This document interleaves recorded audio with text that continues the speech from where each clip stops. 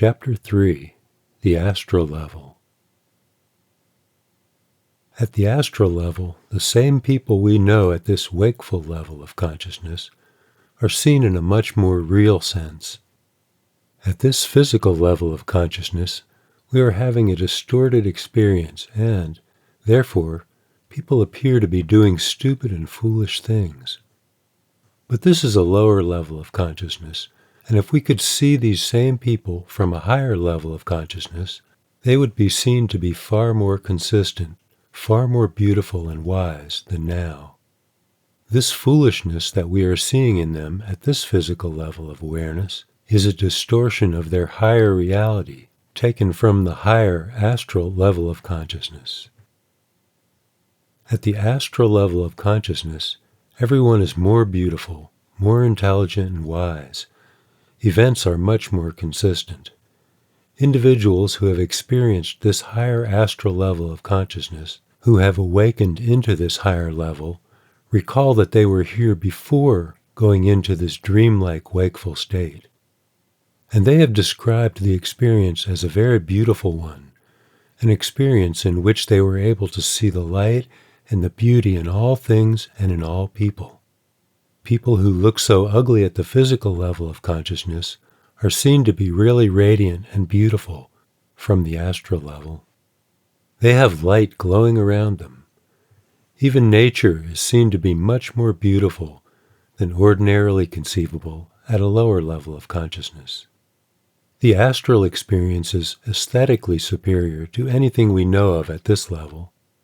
Even in terms of our non-sensual experiences, everything is very different.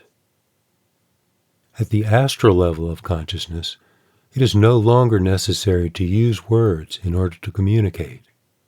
The method of communication used by those who have awakened to the astral level of consciousness is telepathic. They simply think out something and the other person knows what is being thought. The normal means of communication at the astral level is telepathy. Although at this level of consciousness, one can also use speech if one so desires. Words are used merely to add beauty to communication. Everything connected with this higher astral level of consciousness is superior, especially the amount of knowledge we are able to pick up. There is a storehouse of knowledge there, which is based on the work done by the astral conscious people for billions of years. Here at the physical level of consciousness, we go to a university or library and select a particular subject to know more about it. We read various books on physics, chemistry, etc., and we are then able to benefit from the history of the scientific research done in these fields. If we want, we can do experiments to build upon the work already done in certain areas. Similarly, at the astral level of consciousness, we are able to do the same thing, with one big difference. If you are interested in a particular subject, you go to the Akashic libraries, and there, not only will you be able to study what has been done, but also what will be done on Earth for the next 2,000 years. It is a different kind of learning experience. People who have been able to get into this higher level of consciousness are collecting immense knowledge in those libraries. Knowledge, which can be verified again and again, is available there. Not only is the knowledge available at this level much greater, but the whole concept of time and space is also different there. At the astral level of consciousness, we are able to travel huge distances to any part of space. There, we are not bound by the velocity or the speed of light as we are here. At this physical level of consciousness, our sensory perceptions are confined to this physical body and the various mechanical means of locomotion devised for its use. None of these are able to travel faster than the velocity of light. And because of the relatively low velocity at which we are able to travel, our experience gets restricted to a very, very limited area of space. Scientists have recently discovered quasars traveling at velocities greater than the velocity of light at the fringes of space. Beyond the velocity of light, there exists an immense space, completely inaccessible to anything which cannot exceed the velocity of light. At this lower physical level, because we move far below the velocity of light, we can never cross over to have any experience in this part of space. We can transcend the speed of light. We are actually able to have locomotion, to have mobility at much higher velocities than light, over much greater distances than the distances available to the physical body. Therefore, the space which we have for travel is correspondingly much greater at the astral level. A trip even to the very fringes of space, as we know it, would be nothing compared with the trips one can make at the astral level of consciousness.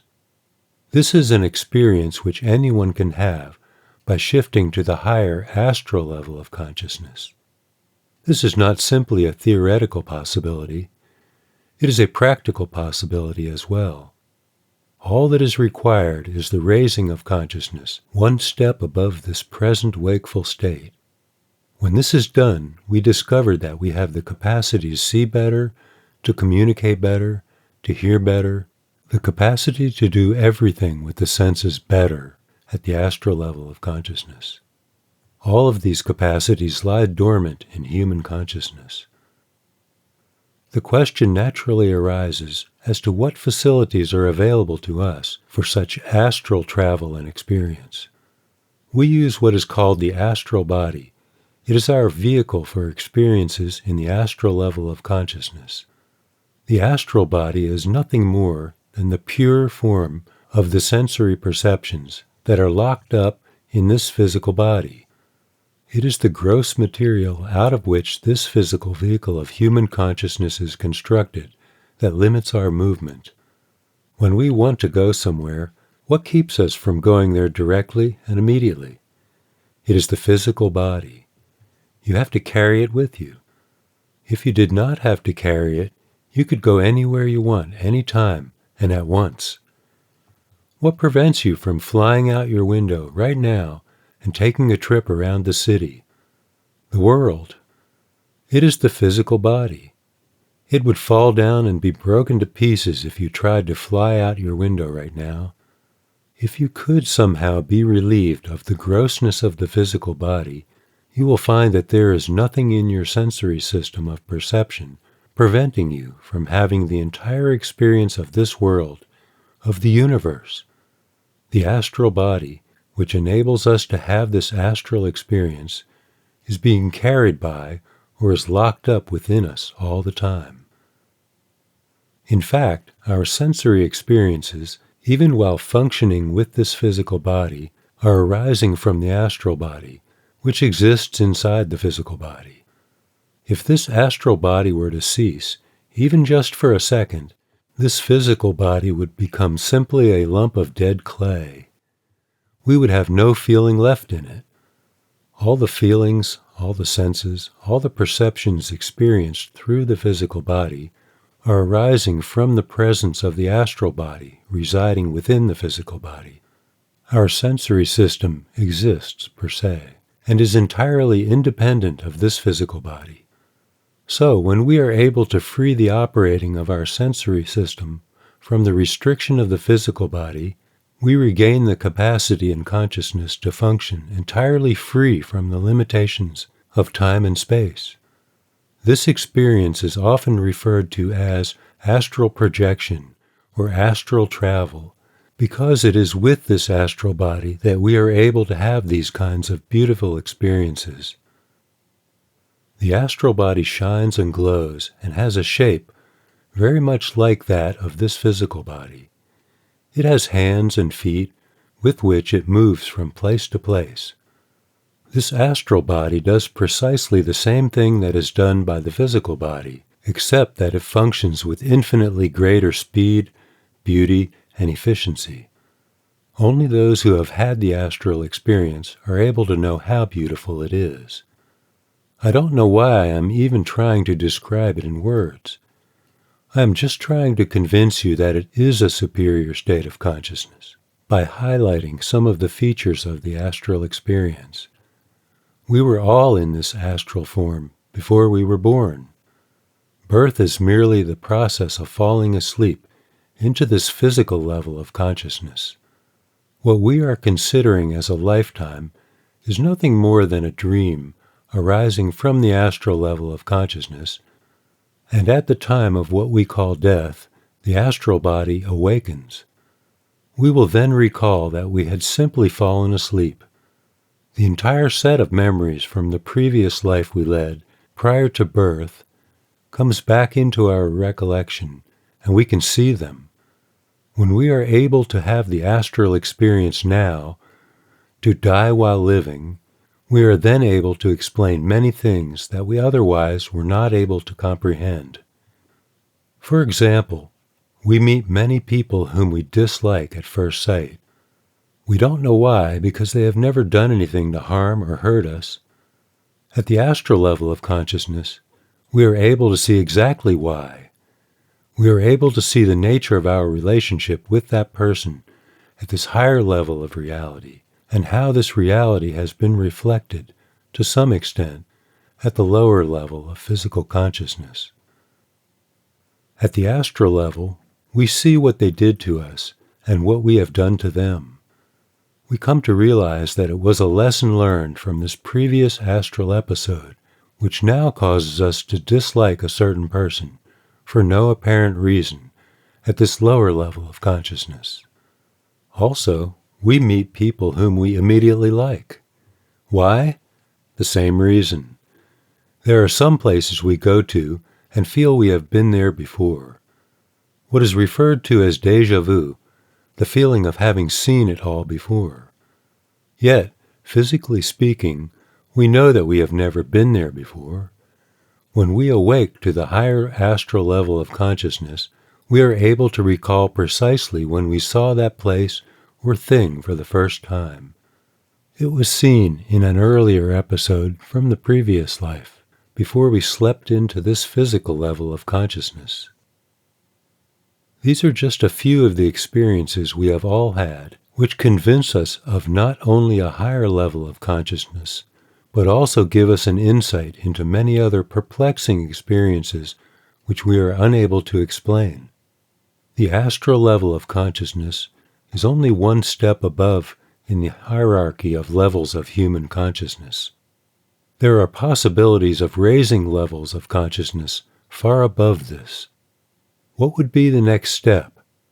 Above the astral level of consciousness, there is another level of consciousness which we call the mental or causal level of consciousness. When we awake further from the astral level of consciousness to the causal level, we are then able to see people in their pure mental forms.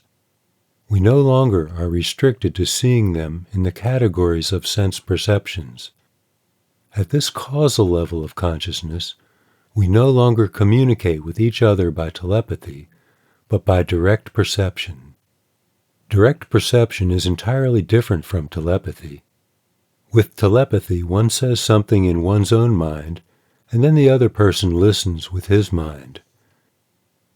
In direct perception, you don't say anything. The other person, who has also attained causal consciousness, already knows your thoughts. It is what we call transference of understanding. It is a common experience at the causal level of consciousness to communicate through the transference of understanding.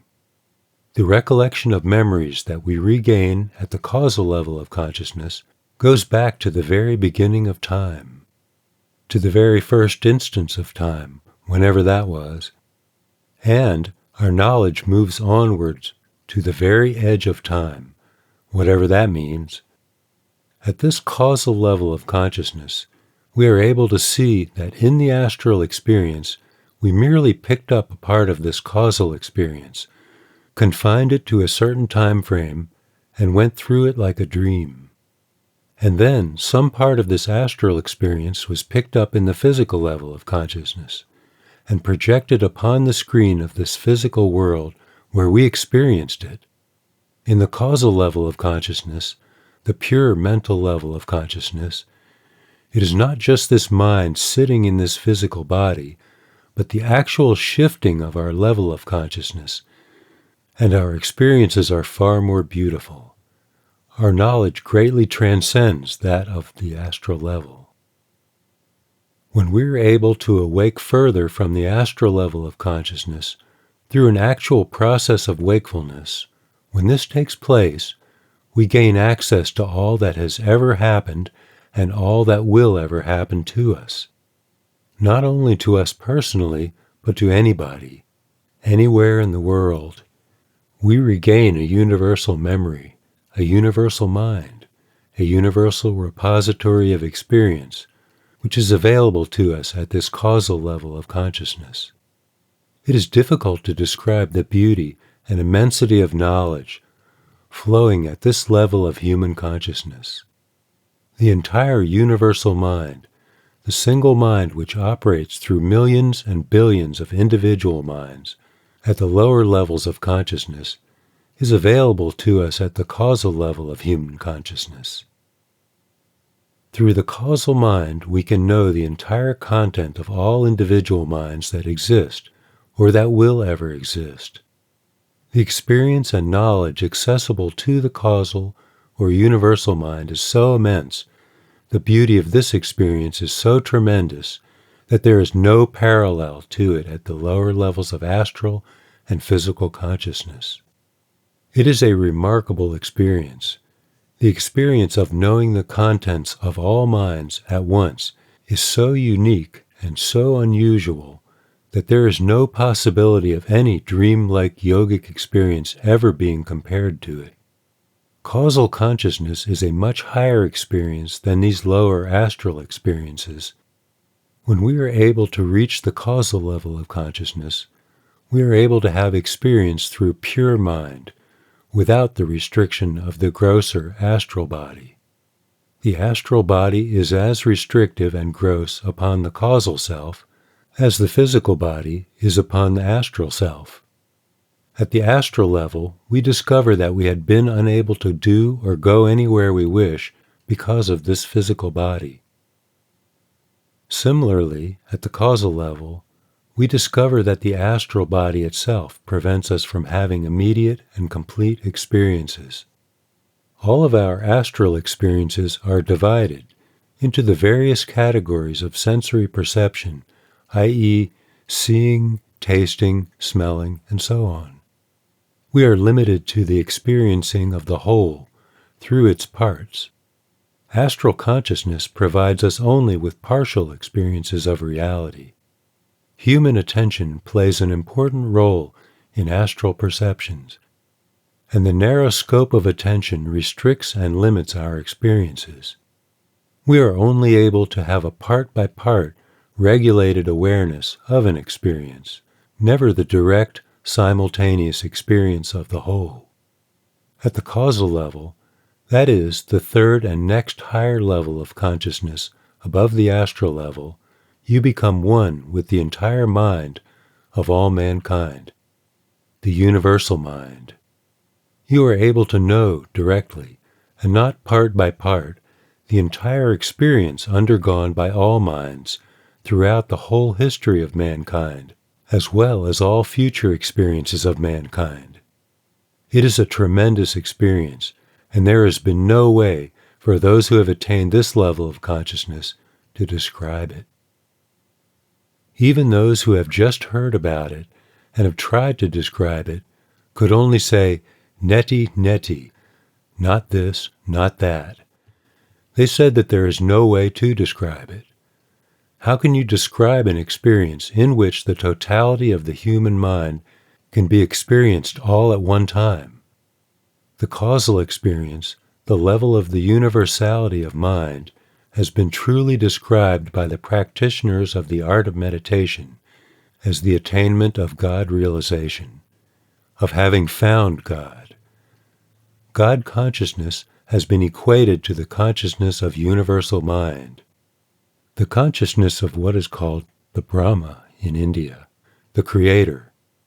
At this causal level of consciousness, man becomes one with God. At this level of consciousness, all the knowledge that exists, or ever could exist, is known. One becomes omniscient. everything that can ever happen in time and space becomes knowable at the causal level of human consciousness. All beginnings exist at this level of consciousness. The beginning of every event occurring in time and space exists at this level. All middles and all endings of these events are also included here. Everything that has ever happened or will ever happen within the time-space causation framework lies here at the causal level in human consciousness. It is one of the most beautiful experiences available in human consciousness. And all of this is attained by awakening from the astral level of consciousness by an actual willful and deliberate experience of wakefulness, of waking up from the astral level of consciousness. When this happens, we are able to recall the previous state of consciousness which we had before sleeping in the astral level of consciousness. The whole of our memory comes back to us. The total memory of all mankind comes back to us, and we recall how this total experience was split up into various segments in order to sustain the dream sequences below. The totality of all possible experience is stored at this causal level of consciousness. So much having been said about this causal level, you are probably presuming that there can be no higher level of consciousness beyond this. At this level, everything is included, even God.